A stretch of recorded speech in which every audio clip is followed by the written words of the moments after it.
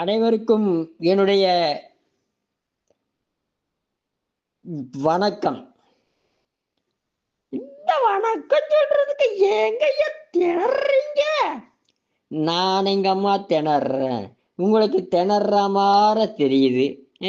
எதை பார்த்தாலும் உங்களுக்கு அப்படிதானே தெரியும். அடுத்தவங்களை குற்றம் சொல்றதே உங்களுக்கு ஐயா ஏங்கய்யா காலையில கோச்சிக்கிறீங்க? நான் கோவிக்கலம்மா, எல்லாரும் அப்படிதான் சொல்றாங்க.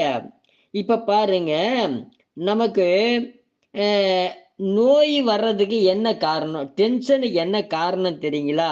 நம்ம அடுத்தவங்க மேல கோவப்படுறது. இப்போ என்னை ஒருத்தர் அடிச்சிட்டாங்கன்னு வைங்களேன், இல்ல நான் அவங்கள திட்டேன்னு வைங்களேன், அவங்கள நான் பார்த்தேன்னா அன்னைக்கு ஏதோ நான் தெரியாமப்பா செய்துட்டேன்ப்பா, என்னை மன்னிச்சுக்கோப்பா, உன் காலில் விழுந்து கும்பிட்றேன் அப்படின்னு சொல்லி டப்புன்னு காலில் விழுந்து மன்னிச்சுக்கோன்னு சொல்லிடுவேன். அவ்வளவுதான். இல்ல அவங்க என்னை அடிச்சிருந்தாலும் பரவாயில்லப்பா, நீ தானே அடிச்ச, பரவாயில்ல, நான் மறந்துடுறேன், நீ மன்னிச்சுக்கோ, நான் மன்னிச்சிடுறேன், அவ்வளவுதான் சொல்லிட்டு நான் அதை மறந்துடுவேன். அப்பவே மறந்துடுவேன்.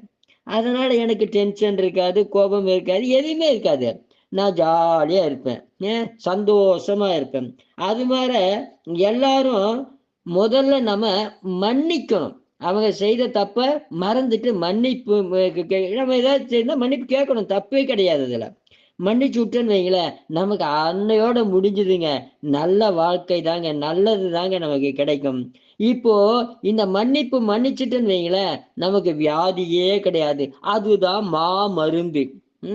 அன்புதான் மருந்து, மன்னிப்பு தான் உயர் மருந்து.